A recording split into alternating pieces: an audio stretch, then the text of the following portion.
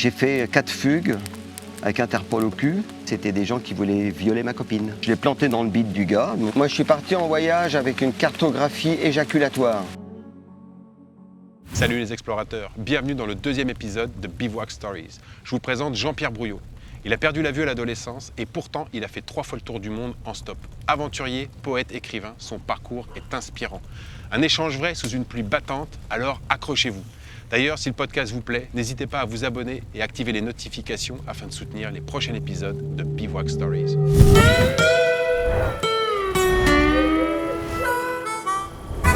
Bon Jean-Pierre, qu'est-ce que ça fait plaisir de te voir ici. Écoute Rémi, merci pour l'invitation. J'avais une première question avant de rentrer dans le vif du sujet. C'est quoi ton meilleur souvenir de bivouac? Alors il y a eu toutes sortes de bivouacs. Il y a eu des bivouacs, Et je parle pas de celui-ci sous la pluie. Hein. bien entendu, oui. Mais des bivouacs dans la grande forêt africaine, Ouais. avec quand même la peur assez présente, parce que c'était, à l'époque on appelait ça le Zaïre, c'est ce qu'on appelle aujourd'hui la République du Congo. Et avec mon pote, on était à pied, désargentés, et on traversait le Zaïre de l'époque. Et la nuit, quand il n'y avait pas de village, on dormait dans la forêt. Et il y avait des animaux, quoi. Les animaux, les reptiles. Et c'était à la fois...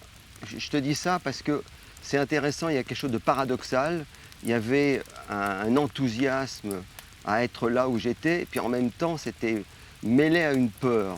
Et je me souviens d'une nuit, alors ça c'est à la frontière du Soudan et du Zaïre, on dort dans une espèce de cabane en végétal, et ouais, voilà, on peut dire ça, en végétal, une cabane sur le bord de la piste, et mon pote il roupille, et moi à un moment donné, j'entends bien, hein, très bien, mais j'ai l'oreille plutôt bien affûtée, et j'entends une bestiole qui rentre au pied de... Alors la cabane était large pour juste allonger 2 personnes, on était côte à côte, et on n'avait pas tout à fait les pieds dehors, mais pas très loin, c'était vraiment un tout petit abri, sans doute fait par des bûcherons, quelque chose comme des gens qui devaient travailler dans le bois.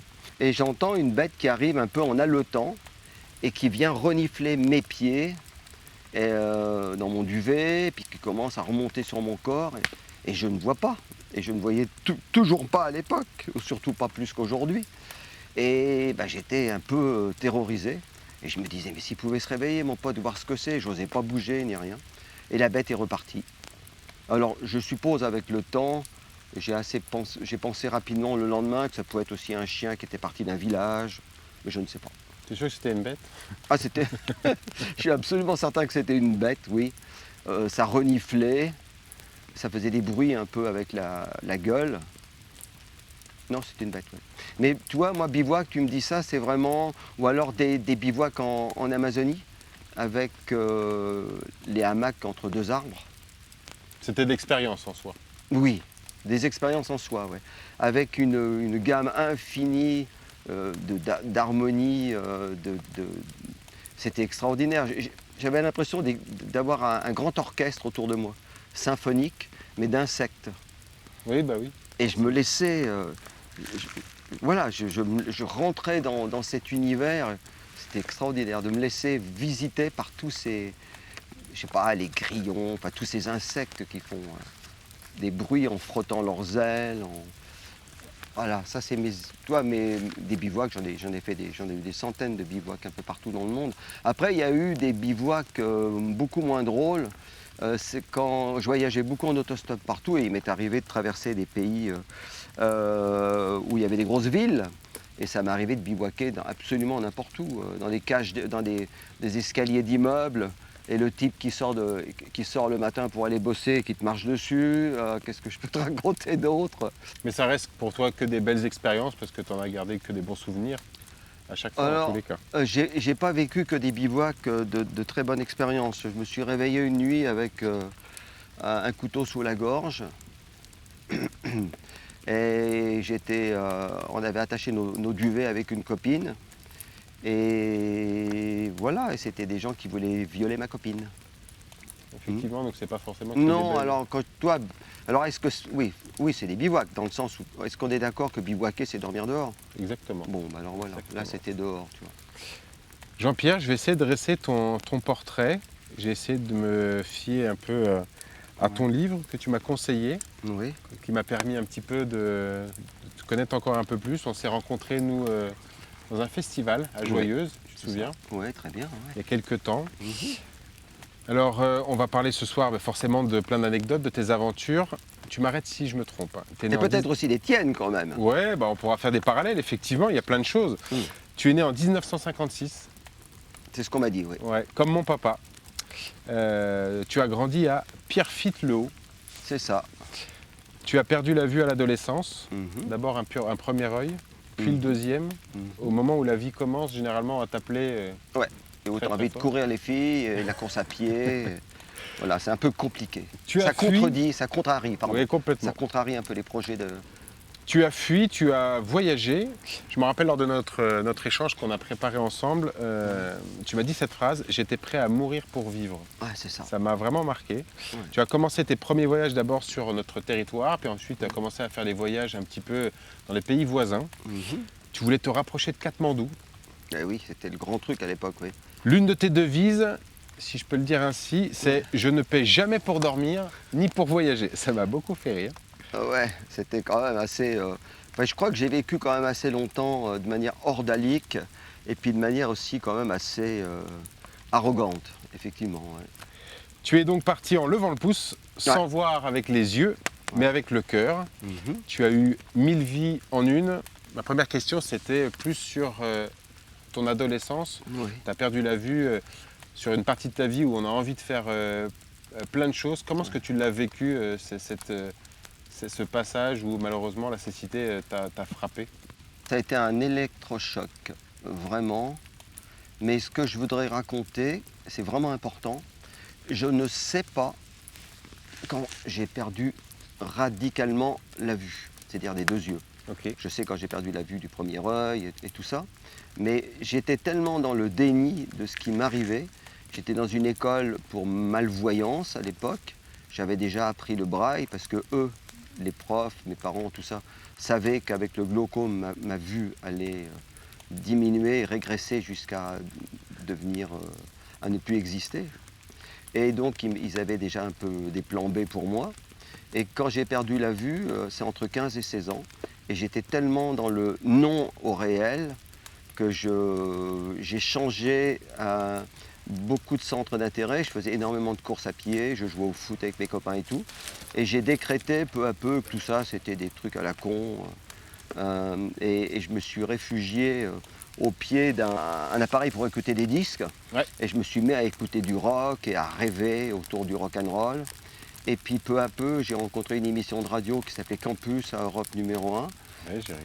et qui était une émission qui m'a ouvert les yeux, vraiment, où on parlait de méditation, on parlait de la route, on parlait de l'esprit rock, on parlait de la Beat Generation, enfin toutes ces choses-là. Et donc tout ça, ça rentrait en moi. Et après, j'ai rencontré aussi un peu, je lisais beaucoup, alors j'essayais de trouver des ouvrages qui parlaient un peu de ça. C'était pas très facile à l'époque en braille. On n'avait pas les moyens que j'ai aujourd'hui en audio ou avec certains appareils, certaines lunettes qui permettent de lire des livres quand on est aveugle. Je n'avais pas tout ça à l'époque, ça n'existait pas. Mais c'est tout ça qui a constitué ma personnalité de l'époque. Et j'ai surtout compris que je ne voulais pas avoir la vie de mes parents, des voisins de mes parents et de tous ces gens. Je trouvais ça profondément ennuyeux que de faire toujours la même chose tous les jours, de fréquenter certaines gens et pas d'autres. J'avais vraiment une soif, une boulimie de découvrir tous les êtres possibles qui pensent différemment, qui agissent différemment, parce que je pensais vraiment profondément que ma manière d'être n'était pas universelle et j'avais envie de me transformer en fait, d'être autre. Alors longtemps, au début, ça a été un chemin qui est passé par la délinquance et la drogue, jusqu'à ce qu'à un moment donné, je sature de tout ça et que surtout que je réalise que j'avais plus envie de vivre que de mourir. Et là, la question qui s'est posée, c'est qu'est-ce que tu veux faire de ta vie là? Ça faisait déjà quelques années que je errais entre Londres, Amsterdam, Istanbul. Et la réponse a été évidente, je veux partir sur les routes du monde. Mais je ne savais pas du tout pourquoi. Et d'ailleurs, Tu aujourd'hui... sais pas ce que tu cherchais ou Non. Tu voulais Tu juste... sais, il y a la fameuse phrase de ce philosophe Michel de Montaigne qui disait je sais ce que je fuis, mais je ne sais pas ce que je cherche. Et je ne savais pas du tout ce que je cherchais. Je sais que je fuyais l'ennui et ce que les profs voulaient que je devienne en fait. Il y avait très peu de possibilités à l'époque quand on était aveugle en termes de métier et tout ce qu'on me proposait, mais c'était même pas pensable. Donc je préférais jouer ma vie à pile ou face et partir. Et j'ai fait des tas de rencontres sur la route qui m'ont conforté et puis qui m'ont donné surtout envie de me transformer. Et puis aussi j'ai compris un truc, c'est pas parce qu'il nous arrive quelque chose qu'on doit réagir de cette manière. C'est pas parce qu'on est aveugle par exemple qu'on doit être malheureux. Je sais que les gens pensent ça la plupart du temps. On a une époque, on cultivait le culte des héros. Aujourd'hui, en 2025, mais depuis pas mal d'années, on cultive le culte de la victime. Voilà. Et moi, j'ai jamais voulu être une victime. J'ai très vite compris que je ne pouvais pas dépendre, mes émotions, mon vécu ne pouvait pas dépendre de ma situation. Il n'y avait aucune raison de ne pas trouver l'allégresse, la joie de vivre. Et puis surtout, j'ai compris un truc, c'est qu'en essayant de fuir le réel, j'allais souffrir beaucoup plus. Donc un jour, il fallait se dire, ok mon pote, t'es aveugle, t'as des limites, ok. Eh ben, reconnais tes limites aujourd'hui. Puis peut-être que demain, ces limites, si tu les vois, si tu les reconnais, si tu les acceptes, peut-être que tu vas les élargir. Dans ton livre, tu vois, que j'ai dans les mains, hein, je l'ai dans les mains là. Ok. Il s'appelle Aller voir ailleurs dans les pas d'un voyageur aveugle. Exactement. Tu es sur une embarcation où tu traverses un petit pont. Alors oui. Et tu es avec ma fille. Avec ta fille. C'est dans la jungle, on est sur un tronc de bois, sur un tronc d'arbre. Exactement. C'est un peu craignos. On est en train de traverser un truc dans la jungle qui est bien tumultueux, le cours d'eau. Je ne sais pas si ça se voit sur la photo. Ça se voit un petit peu en tout cas. Hein. Ça tumultuait bien. Et c'est Leïla qui me guidait, qui me guide depuis qu'elle est toute petite en fait. Et tu vois, dans ton livre, au tout début, tu dis que tu rencontres une femme qui a semé une graine dans ton esprit. Et elle m'avait dit, tant que tu resteras dans le déni de ce que tu vis, tant que tu resteras dans l'accusation des autres, rejetant perpétuellement sur eux la cause de ton mal-être, tu ne vivras rien d'épanouissant. Absolument, ouais. Oui, c'est la femme que j'ai rencontrée dans un train. Exactement. J'avais 17 ans, j'étais chevelu, habillé à la babacool avec des bagues, des grands foulards, des machins et tout. Et cette femme m'a parlé comme ça. Et ça m'a... Au début, je me dis, la vieille, tu ne peux pas la fermer. Et à un moment donné, je l'ai écoutée. Et j'ai fait mon miel, en fait. Mais j'ai fait mon miel de ça le soir. Je suis allé me coucher le soir et j'ai revu la situation. Et ça m'a parlé, en fait. Sur ton parcours, toi, ton papa, tu me disais qu'il était militaire, et c'est ce que je lisais dans ton livre. Ouais.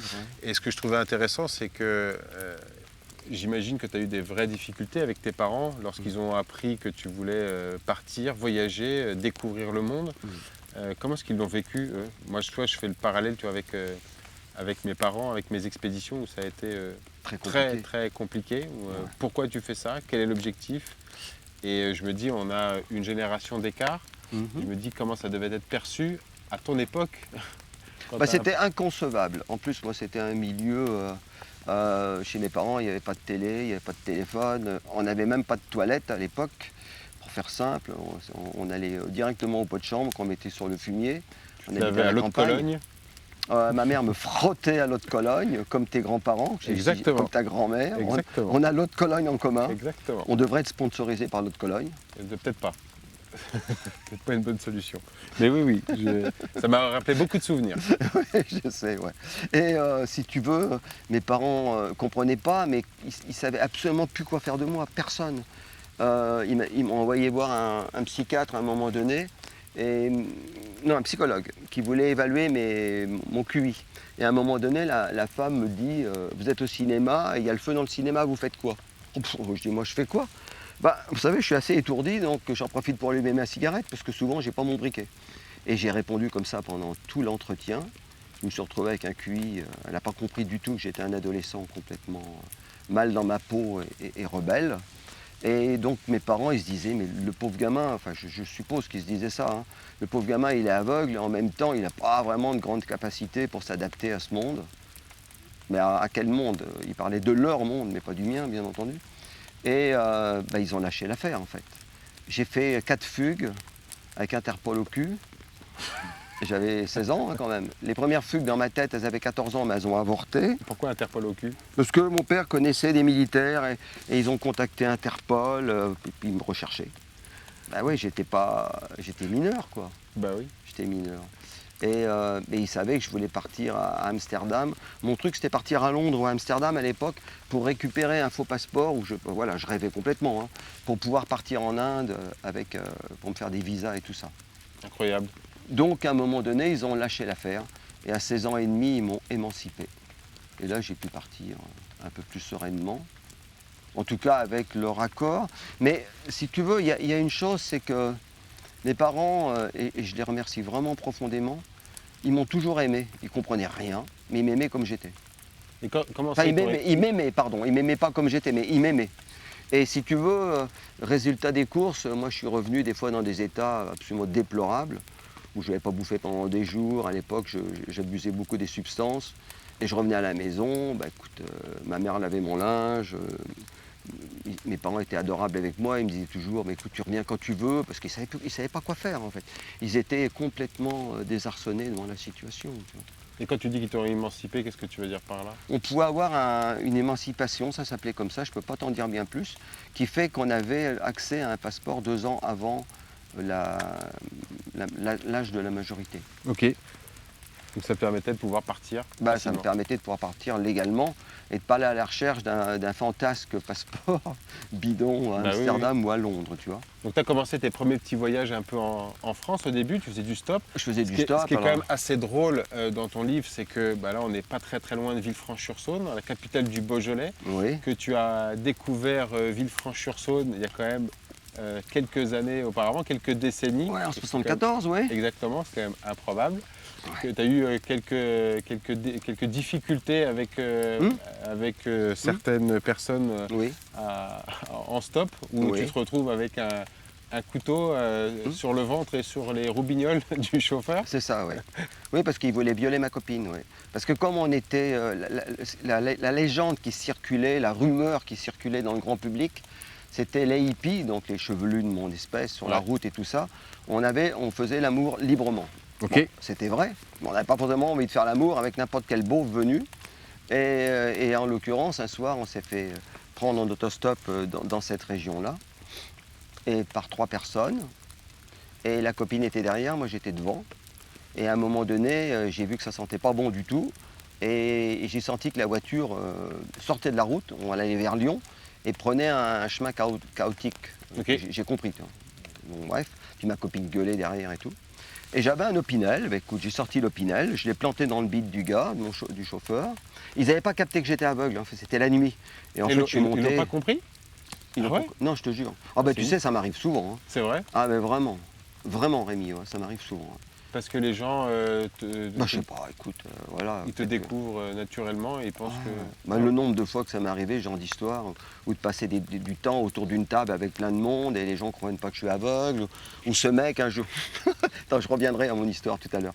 Je me revois un jour en Afghanistan avec mon pote Tintin, et puis je rencontre un Américain qui avait une carte, et là on voulait partir dans le nord de l'Afghanistan pour randonner dans les montagnes de l'Hindoukouche et tout ça. Et puis j'en parle avec cet Américain qui était un voyageur comme nous, et il me sort une carte, puis il m'explique sur la carte plein de trucs. Et moi à l'époque, je parlais 4 mots d'anglais. Et je lui disais yes, yes, yes. Mais au bout d'un moment, il y a mon pote qui me dit, tu sais, ça fait 5 minutes qu'il est en train de te montrer sur la carte des trucs. Et il me dit non, il va peut-être falloir lui dire que tu es aveugle à un moment donné. Bon, je dis ouais, je suis aveugle et un peu con en plus, ouais, c'est vrai. Donc ça t'est arrivé plein de fois. Ouais, souvent, ouais. Oui, donc si tu veux, ils n'avaient pas capté que j'étais aveugle, donc j'ai attrapé, j'ai mis alors je sais plus trop exactement, mais j'ai planté le couteau dans le bide du gars, un peu quand même, un peu sérieusement, et je lui ai attrapé le paquet de testicules, là, et j'ai tout tourné, et j'ai dit maintenant, on retourne en arrière. Voilà, et je savais très bien que les gars derrière pouvaient réagir. Bah oui. Bah, ça c'est clair, mais je ne sais pas ce qui s'est passé, ça ne s'est pas vraiment fait, quoi. Les deux sont descendus. Hum, Le conducteur ouais, tout à vous fait, a ramené. tout à fait. Ouais, ils nous ont ramenés, ouais, c'est ça. Les deux sont descendus et ils nous ont ramenés à Villefranche. Et on a essayé de dormir. À l'époque, il n'y avait pas des codes pour les portes et tout. On est rentré dans un immeuble. On a essayé de dormir dans un escalier d'immeuble à Villefranche-sur-Saône. Ouais. Mais oui, oui, non, bah oui. Bon, voilà, c'est des histoires en autostop, ça arrive assez souvent quand même. Bah non, je ne veux pas dire ça.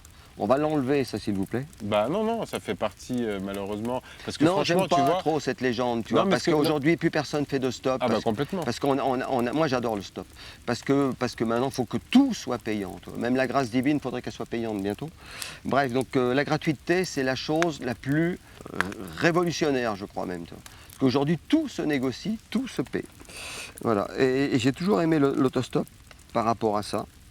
Parce que tu fais toutes sortes de rencontres improbables. Et puis moi je sais que c'est les rencontres qui m'ont changé ma vie. Les autostops, là, tu en parles parce que tu étais accompagné avec ton amie. Oui, mais j'ai eu fait du stop tout seul aussi. Ouais. Mais quand tu le faisais avec elle, est-ce qu'elle se sentait en sécurité? Alors les questions ne sont jamais posées là-dessus. Hein. C'est vrai? J'ai fait du stop avec des dizaines de gens. J'ai traversé l'Amérique du Sud jusqu'aux États-Unis, jusqu'au Canada. J'ai fait un grand tour d'Afrique, de toute l'Afrique de l'Est centrale à pied en stop. Qu'est-ce que j'ai fait en stop? Voilà, un peu partout. En Asie, un peu moins, parce que quand même, on prenait quand même beaucoup les véhicules. Quoique non, en Thaïlande, tout ça, j'ai fait du stop une époque pour le fun.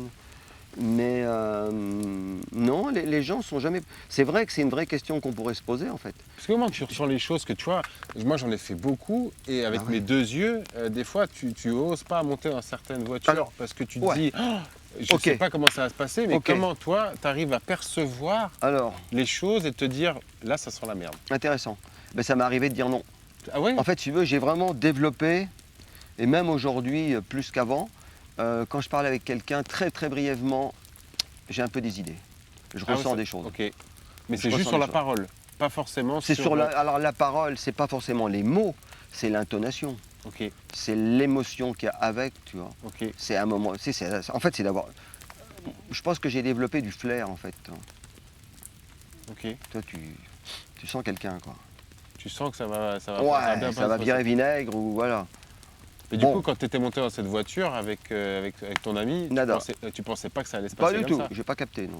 Et c'est pendant, donc j'imagine que des trucs comme ça a dû t'arriver encore... Plein de fois. Plein de fois, ouais. Oui, ben peu à peu, voilà, peu à peu, tu développes tes antennes, quoi. Mais oui, ça m'est arrivé multiples fois en autostop, des galères. Mais surtout pas que, quoi. Il y a eu des rencontres extraordinaires, des gens avec qui tu deviens ami, des gens qui t'hébergent. J'ai lu un truc sur ton livre, ça m'a beaucoup fait rire, où tu arrivais dans un pays où tu ne parlais pas la langue.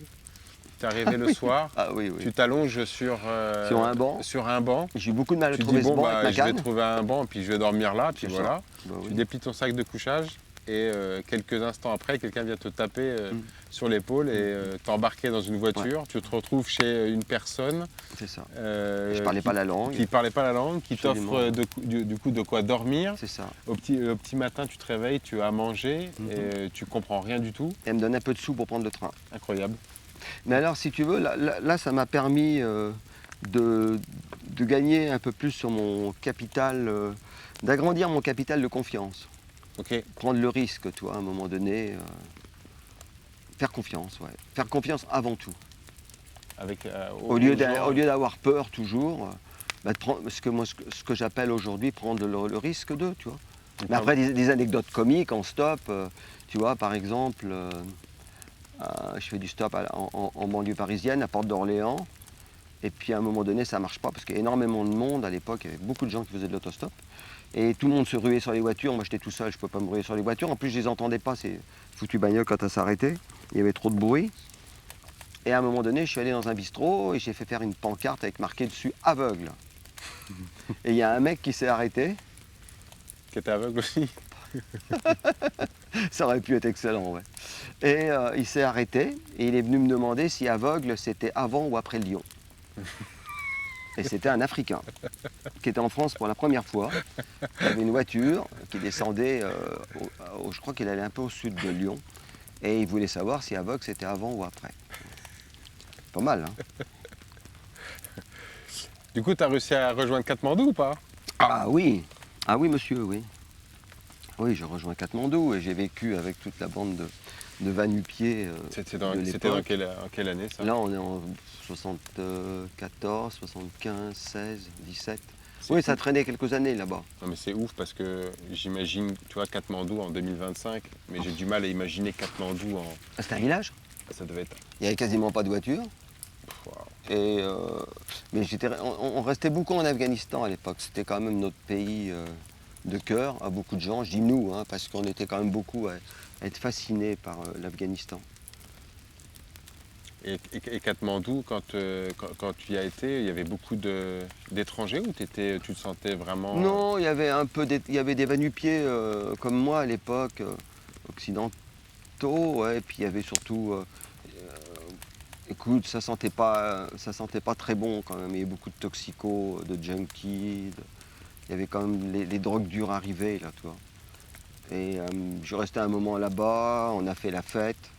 Et puis j'ai rencontré un copain et j'ai commencé à trouver que la route des Indes, que je fréquentais quand même depuis 3-4 ans à l'époque, bah, quelque part, c'était un peu le club Med.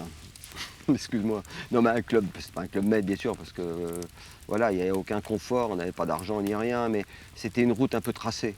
Et là, j'ai rencontré un pote et je dis écoute, on va arrêter tout ça, on va prendre les chemins de Katmandou, mais à partir de la Turquie, on va bifurquer. On va rejoindre la Jordanie, la Syrie, la Jordanie, l'Égypte, on va remonter au Soudan, puis on va traverser l'Afrique. Et c'est comme ça que j'ai commencé à m'émanciper des chemins de Katmandou. Incroyable, ça te fait un sacré trajet tout ça. Ouais, Tout ça en levant le pouce? tout ça en levant le pouce, ouais. Sans payer pour dormir. Ce que j'allais dire, c'était une devise, mais qu'est-ce qui t'a donné l'envie de dire je voyagerai, mais je ne paierai pas pour dormir On et n'a pas pas de pour sous. voyager. On n'avait pas de sous, mon ami. Tu C'était vois, juste... je me rappelle, je me souviens, c'était à Luxor en Égypte. On arrive la nuit à Luxor, je ne sais plus trop comment. Et ben, on dort sur le trottoir, on s'allonge sur un trottoir. Tu vois. Puis le matin, on se réveille. En fait, c'était une étable. Et le gars, il sortait ses vaches. On était allongé là sur le trottoir. Alors, une dernière anecdote là à propos de l'autostop. C'est pas très glorieux, hein, mais moi j'ai rien à défendre, j'ai pas d'image à défendre, donc ça va. On est au Soudan, dans le Nord-Soudan. À l'époque, il y avait absolument, je crois qu'il y avait une dizaine de voyageurs qui allaient au Soudan à l'époque. C'était vraiment assez compliqué le voyage à travers le Soudan. Et on fait du stop dans le désert du Nord-Soudan pour rejoindre le sud. Et on est pris par un camion. Et on monte sur le camion et tout. Puis au bout d'un moment, le gars, il nous demande Flouze. Bah, je dis attends, mais mec, Flouze, non, moi je voyage autostop. Mais bon, ça veut rien dire. C'est honteux, hein, quelque part. Pour eux, ça veut rien dire et c'est normal de payer un transport. Moi, je veux dire, aujourd'hui, ça ne me viendrait plus à l'idée de faire des trucs pareils. Alors que les gens, ils n'ont rien et ils payent pour être transportés, il ne faut pas exagérer.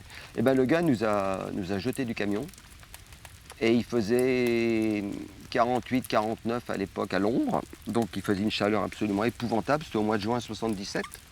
On avait un demi-litre d'eau et il pouvait y avoir un camion 2 jours après, toi. Il pouvait ne rien y avoir du tout. Quand tu dis on, c'est que tu étais... J'étais avec un pote, ouais. Ok. Avec le pote que j'avais rencontré justement en Afghanistan, avec qui on a décidé de sortir des chemins de Katmandou. Ok, donc vous étiez à Avec deux. qui j'ai bourlingué beaucoup, ouais. Ok. Et donc j'étais avec Jean-Claude et donc on descend du camion et on reste des heures et des heures. L'eau dans la gourde, on ne peut pas la boire, donc on s'en met dans la bouche, on la recrache dans la gourde, excusez-moi monsieur, dame, et le copain fait la même. Donc en fait tu bois un peu du crachat du copain et les tiens. Mais bon, il n'y avait pas trop le choix. Hein. On pensait vraiment qu'on ne survivrait jamais là. Et il y a un camion qui est passé dans le sens inverse et on était tellement, on était tellement obstinés et opiniâtres que quand le camion s'est arrêté, on était à 30 ou 40 km d'une oasis. Il pouvait nous y amener. Mais c'était dans le sens inverse. Ah, j'ai dit non, alors jamais de marche arrière. Mais alors jamais, c'est pas possible. non seulement on ne paye pas, mais on voyage, on dort gratuit et on ne va jamais en arrière, c'est pas possible. Donc il fallait que le camion, il accepte gratuitement de faire demi-tour pour t'emmener à cette oasis. Lui, il allait dans l'autre sens, Ok. le sens inverse par rapport à nous. Il retournait vers une oasis d'où on venait. Ok. Ok. Mais tu voulais pas faire demi-tour. Non, bah non. Donc le gars, je lui demande de l'eau parce qu'on meurt de soif. Et il nous explique qu'il a plus d'eau propre, mais qu'il a de l'eau dans des bidons. Certes, c'est de l'eau complètement brûlante, mais c'est des bidons qui ont contenu de l'essence. Et ouais, ben je sais pas. Écoute, c'est pas, voilà, ça va pas être très glorieux la suite. J'ai bu de l'eau avec de l'essence, ouais. Et après, le type, il est parti avec son camion. Et vous a pas emmené? Non, bah non, moi je voulais pas faire marche arrière, Ok. je voulais pas retourner en arrière, c'était hors de question. Il a beaucoup insisté. Il nous a fait comprendre que c'était très dangereux là où on se trouvait, tu vois. Et en fait, j'ai eu une diarrhée, mon ami, mais dans le désert, absolument terrible. Le truc est pire que tout en fait. Ah non, mais c'est horrible. Quand tu fais une chaleur à crever, t'as pas d'eau à boire, tu meurs de soif, Et en plus, et t'as une chiasse, mais alors t'as des boyaux, t'es dans un état. Et en gros, tu as du sable pour t'essuyer les choses, les fesses. Bon, bref, tu as le droit de sourire. non mais c'est ce que je fais, je t'écoute. C'était galère, ouais. Et la nuit, il y a un camion qui est passé à la nuit. Et on a couru devant, et voilà, et il nous a embarqués. Je me rappellerai toujours, on est arrivé dans une oasis un peu plus loin, et il y avait un point d'eau dans l'oasis. Et j'ai pas cherché à savoir s'il y avait des crocodiles, des machins et tout ça. Il y avait plein de crocos déjà on arrivait un peu plus au sud du Soudan. Et il y avait plein de crocos. Et j'ai sauté dans la flotte parce que fallait que je me lave, pour faire simple. Peu Un importe peu. s'il y avait des crocos ou pas. Non mais fallait que je me lave. T'imagines pas dans quel état j'étais, tu vois. Bref, et j'avais pas de... en plus on avait un sac à dos, j'ai oublié de dire ça. On avait un sac à dos de 4-5 kilos. Hein. On n'avait pas plus. Donc on n'avait pas de rechange. Sur tes aventures, tu as connu un peu la solitude, le fait de parfois de se sentir tu vois, seul ou peut-être plus à ta place? Alors plus à ma place plein de fois, parce que des fois tu es dans des civilisations, tu te dis mais un peu qu'est-ce que je fais là? Est-ce que je partage? Est-ce que finalement je parasite pas les gens? Je ne me suis pas posé les questions comme ça au départ, hein, parce que j'avais un tel mal-être et tellement besoin de tailler la route sans savoir où j'allais ni rien. Mais à un moment donné, il y a eu quand même un peu de maturation où je me suis posé des questions. Des questions comme ça, oui. On est resté quelques jours, quelques temps avec les pygmées là, au Zaïre. Et bon, bah, c'est vrai des fois on se demandait un peu ce qu'on foutait là. Ouais. Sur leurs conditions de vie? Ah oui, c'était pas des... Tellement décalé. C'était des gens, puis c'était des gens qui... Alors, je crois qu'on appelle ça, alors, s'il y a des spécialistes qui nous écoutent, ils vont peut-être tiquer. Je crois qu'on les appelait les toits. C'était des pygmées qui vivaient plus vraiment leur vie de pygmée, ils vivaient presque une vie de clochard un peu, tu vois. Un peu, bah, toi qui connais l'Australie. C'est ce que j'allais dire, ça me rappelle beaucoup. Moi j'ai rencontré les l'Australie. aborigènes par exemple à Copper Pedy, tu vois, dans la ville minière d'Australie. Voilà, où il y a le plus de gruyère qu'autre chose. Voilà, c'est ça, Ouais. tout à fait. Ouais. Et je veux dire, c'était mon premier contact, tu vois, donc on était en ville, là, on est d'accord. Hein. Ouais. Et j'ai essayé de rencontrer ces gens-là un soir, là, et c'était absolument pas possible. Ils étaient complètement clochardisés. Ouais, il y a une vraie problématique hein, en Australie avec Ben les oui. aborigènes. Tu peux en parler, toi qui as traversé l'Australie. Bah, je l'ai vécu dans courant, les deux communautés que j'ai traversées. Moi, je voulais rencontrer les communautés qui étaient le plus loin, tu vois, des Ouais, des grandes villes. Je voulais vraiment être le plus éloigné et Oui. je voulais que ce soit des communautés qui, en plus de ça, parlent le même langage pour avoir une même base linguistique. Oui. Donc c'était intéressant par rapport à ça, mais tu te rends compte qu'il y a une vraie... L'occidentalisation n'a pas fait que du bien en Australie. Mais nulle part. Hein. Moi, j'ai connu un peu les Indiens d'Amazonie. Bah, ça n'a pas fait du bien du tout. Mais c'est très compliqué, ce choc. Bien sûr. C'est très, très compliqué. Bah, tu sais, je suis allé tourner un film il y a quelques années là, chez les Indiens Kogis en Colombie. Quand tu connais un peu l'histoire des histoires des Kogis, on leur a beaucoup, et on continue beaucoup à leur nuire. Parce qu'on veut les faire rentrer Dans un moule. dans notre modèle à nous. Bien sûr. Mais c'est ce qu'ils Carte font. d'identité, économie. Alors qu'il y a quand même des peuples aujourd'hui qui ont vécu pendant très longtemps et plutôt bien vécu, sans papier d'identité, sans téléphone portable. Et l'économie, c'était des échanges, du troc, et puis surtout travailler et être autonome et surtout en harmonie avec la nature. Là, je parle des Kogis particulièrement. Rémi, il y a un petit inconvénient pour moi. Tu sais, j'ai des prothèses oculaires et elles sont très vulnérables et sensibles à la fumée. Et là, je prends la fumée en pleine poire. Ouais, bah, Et bouge j'ai pas. les yeux qui commencent à pleurer. Et toi, c'est comment de ton côté? T'inquiète pas, t'inquiète pas. Donne-moi la tasse. Ah, ben voilà. Ah, bouge pas. Et je dois passer là-dessus. J'enjambe, c'est ça? Exactement. Et je pose mon fessier là-dessus. Voilà. Ça sera peut-être mieux, non? Je garde ma veste de pluie pas très loin parce que la pluie menace, on dirait en Ah Suisse. bah c'est sûr, c'est Mais il a vachement... volé mon verre de thé. Non, mais c'est vachement moins bien. Non, non, il est à côté de toi, de l'autre côté. Ah, mais c'est de l'autre côté. Encore un peu derrière toi, derrière toi. Derrière toi. Putain, mais le problème des aveugles, c'est qu'ils voient rien, quoi. C'est compliqué, mais derrière moi, où? Non, on était parti sur l'Australie. Moi, j'aimais bien l'Australie. Ouais. Ça me rappelle de bons souvenirs. T'es resté combien de temps là-bas, du coup, en Australie, toi? 4-5 mois. T'as fait quoi là-bas? J'ai fait quoi? Ben, j'ai fait un grand tour, dormi visité un peu les parcs nationaux. Et j'ai toujours eu plein d'histoires un peu étonnantes. Enfin, étonnantes, non, mais le truc, moi, j'ai un peu une fascination pour les animaux. Enfin, j'ai des manques d'animaux très souvent. J'ai envie d'aller toucher une vache de temps en temps, j'ai envie d'aller... Non, vrai. Je trouve qu'une vache, ça a une... Genre, les humains, ils sont toujours plein de bruit dans leur tête et tout. Et t'es près d'une vache, c'est paisible, quoi. Ça fait du bien. Et moi, de temps en temps, j'ai vraiment besoin d'être près d'un animal.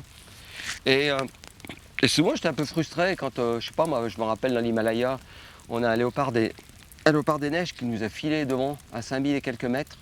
J'étais avec 3 potes, on était à plus de 5000. Et ben là, j'ai aucune expérience, tu vois, rien du tout.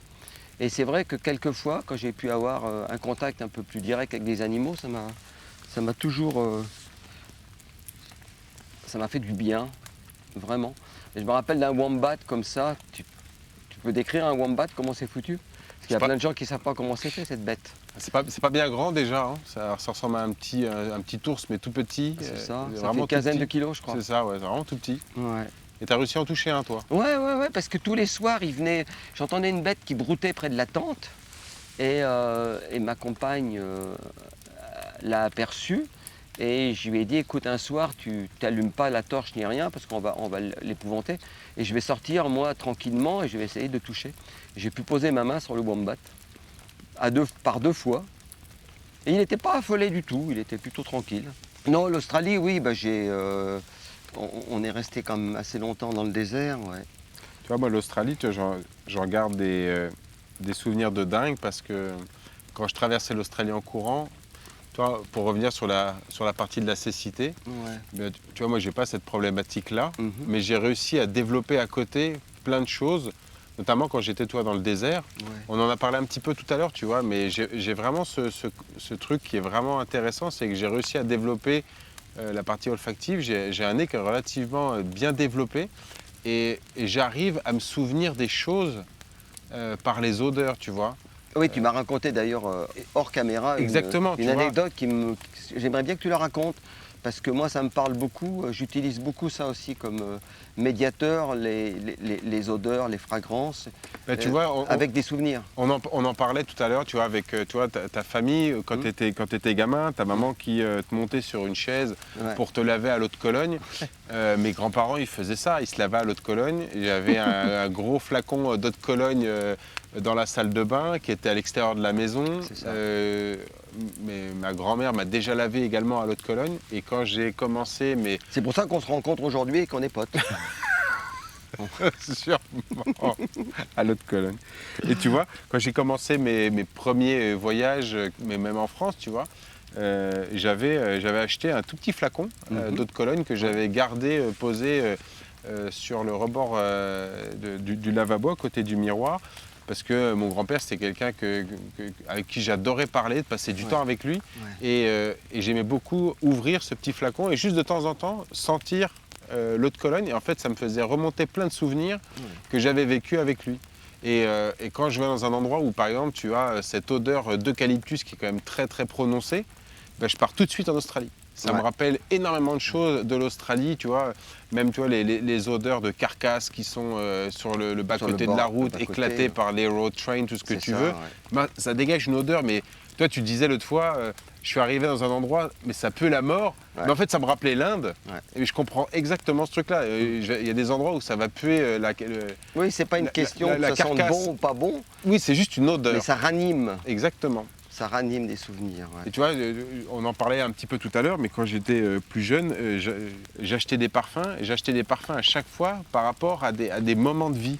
Et toi, quand je faisais mes saisons, par exemple, eh ben, j'avais des potes qui m'achetaient des parfums pour mon anniversaire.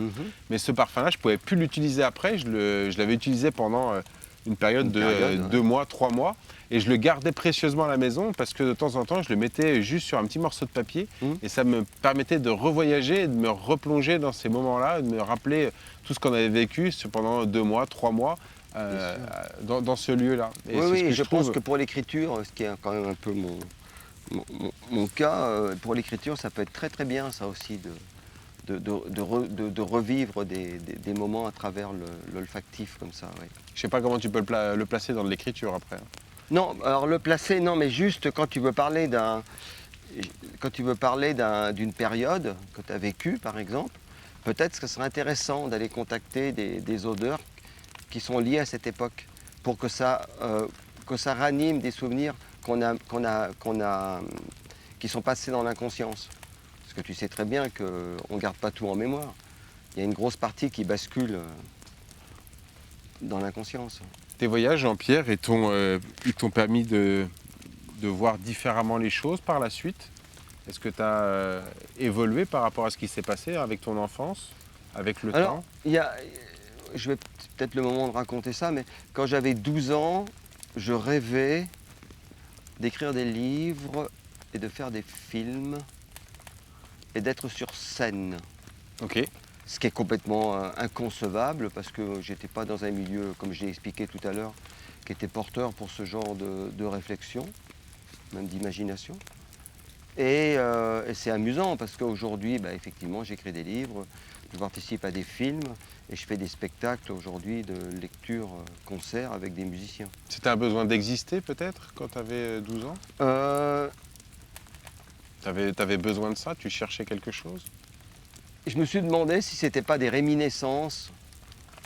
Okay. Alors, je vais dire quelque chose d'un peu inentendable, mais je dis pas que ça existe, les vies antérieures, les machins, j'en sais rien. Je ne sais pas en fait. Je ni j'affirme, ni j'infirme, mais c'était comme, c'était tellement fort que je vois pas d'où ça pouvait venir en fait. De la vie d'aujourd'hui, de la vie que je vivais autour avec mes parents et tout ça, je ne comprends pas. Mais à un moment donné, c'est quelque chose qui m'a tellement habité que ça s'est mis en place tout doucement. Parce que moi je pense vraiment que les désirs qu'on a à l'adolescence, et ça a été... il y a une phrase de Goethe qui disait « Méfiez-vous de vos désirs d'adolescent, ils ont forte chance de se réaliser plus tard. » Donc moi souvent quand je fais des conférences... C'est pas trop mal, parce que si à 12 ans tu voulais faire des pièces de théâtre, de l'écriture, etc., c'est exactement ce que tu as... C'est ce que je vis aujourd'hui, oui, complètement. Ben oui, mais je pense que c'est pour tout le monde. Le seul truc, il va y avoir des rencontres dans notre vie qui vont faire que quelqu'un va nous tendre la main pour que nos rêves se réalisent. Mais la plupart du temps, on n'est pas conscient ou on n'ose pas. Et moi, la chance que j'ai eue, c'est que j'ai toujours pris le risque. J'ai toujours été, depuis des années et des années, je travaille sur ce que j'appellerais être conscient en permanence, être vigilant et présent. Présent, surtout être présent, carpe diem, quoi. Là, vraiment, ici et maintenant, là. Présent, de vivre le moment présent. D'être là. Vraiment d'être là, avec ce qui est. Que ça me plaise ou que ça ne me plaise pas, mais d'être là. D'être avec le réel, ne pas le fuir le moins possible. Et justement, par le fait de le fuir le moins possible, la vie m'a tendu la main, mais à multiples fois, et m'a amené là exactement où j'avais envie d'aller quand j'étais adolescent, et préadolescent même. Je rebondis sur ce que tu disais tout à l'heure avec la partie faire du théâtre, écrire des livres, etc. Mhm. J'en profite pour parler de ça. Si vous avez l'occasion d'aller voir le spectacle de Jean-Pierre, Géographie mon amour, moi j'ai trouvé ça extraordinaire, où tu racontes, tu lis en braille ce Ouais. livre, où tu racontes Les voyages. tes voyages Mhm. avec ton ami qui est musicien Ouais, un super guitariste. et qui joue de la guitare. Ouais. Et c'est une mélodie, c'est enivrant. Enfin, en fait, on a vraiment envie de fermer les yeux et d'être avec toi à ce moment-là. Et c'est vraiment, vraiment passionnant. Ouais, Si tu et peux le nous expliquer un guitariste- petit peu ça, je trouve que c'est... Bah, le guitariste, il est exceptionnel déjà, mais ça c'est une chose. Mais il a une capacité de capter. Lui, il n'a jamais voyagé, François, Ok, et il a une capacité de captation avec mes textes. Je ne comprends même pas comment il fait. Très vite, il me dit ah, je vais lire un texte, il dit, ah, je vais jouer comme ça, je vais jouer comme ça. Et puis il met des voix. Et il a des voix complètement un peu ethniques par moments. Ouais, non, je suis vraiment, j'ai beaucoup de chance. Alors voilà, dans mon nouveau livre qui vient de sortir, Né d'un lampadaire, j'ai un texte que j'ai écrit, je reviens sur la conversation d'avant, tu vas voir. Je l'ai écrit en octobre 2022, et je disais dans ce texte, ce qui serait vraiment bien pour faire aboutir ce livre de l'époque qui s'appelait Géographie mon amour, qui est un livre un peu de poésie, mais de poésie autour du voyage sur les 5 continents, ça serait de rencontrer un musicien. ok. Et 3 mois après, je suis invité pour prendre un café chez quelqu'un qui me dit « ça t'embête pas, j'ai invité un voisin qui vient tout à l'heure prendre le café avec nous ». Et c'est François qui a débarqué, qui est guitariste. Et je venais de recevoir mon BAT, le bon à tirer de mon livre Géographie mon amour. J'en avais 2 exemplaires et spontanément, je lui ai filé mon bouquin. Parce Et qu'au début, c'était pas avec de la musique, c'était non, pas vraiment... du tout. C'était un voulais livre juste que le j'ai faire, écrit, qui s'appelle donc comme ça, Géographie mon amour, dans lequel il y a une 30-35 textes Ok. qui se passent aux 4 coins du monde, dont certains, la plupart sont en vers, des vers libres. Hein. Et je passe le livre à François, il m'appelle le lendemain, il me dit « j'aimerais bien faire quelque chose avec toi ». J'ai dit « mais tu veux faire quoi avec moi ? Moi je ne suis pas musicien, François ». Il dit « j'aimerais t'accompagner, qu'on monte quelque chose ensemble, un spectacle et tout ». Ok. Bon, ben moi je dis toujours oui. Moi je dis oui avant de réfléchir. Parce que je pense que c'est une bonne manière de se transformer. Tu as quelque chose qui t'étonne et tu te dis, si tu commences à te dire ben j'en suis pas capable, tu fais jamais rien, ou pas grand chose de ta vie. Donc j'ai dit oui, il est venu à la maison, il m'a demandé de lire, de mettre un peu le tempo, la manière dont je pouvais lire quelques textes. Puis peu à peu, il a construit des musiques autour de ça. On a fait une bande-annonce qu'on retrouve sur ma chaîne YouTube. Et c'est comme ça que le spectacle est parti. Ouais. Et là, on va faire un CD cet hiver. Incroyable. Et là, tu as écrit un autre livre, du coup, c'est ça? Oui. Ah, je te le montre. Tiens, j'ai réussi à le protéger. De la pluie? Bah, je pense, je l'avais mis sous... Je pensais qu'il allait pleuvoir davantage si on en croyait le téléphone, comme quoi. Vaut mieux croire le réel Mais bien sûr. que le supposé. Demande-moi, je sais qu'il va pas pleuvoir. Ah oui, bon alors c'est super. Et ce livre s'appelle Né, du verbe naître, Ouais. d'un lampadaire. Il est... Oh, pardon, Merci. j'avais pas vu que tu étais si loin. Ah bah si. Et il est illustré par une amie qui s'appelle Ophélie Brisset, Ok. qui est une jeune illustratrice. Et tout le monde me renvoie que c'est plutôt joli, les illustrations. Donc c'est toi qui pousses une grosse pierre, c'est ça? Ouais, apparemment, elle voulait que je pousse les obstacles.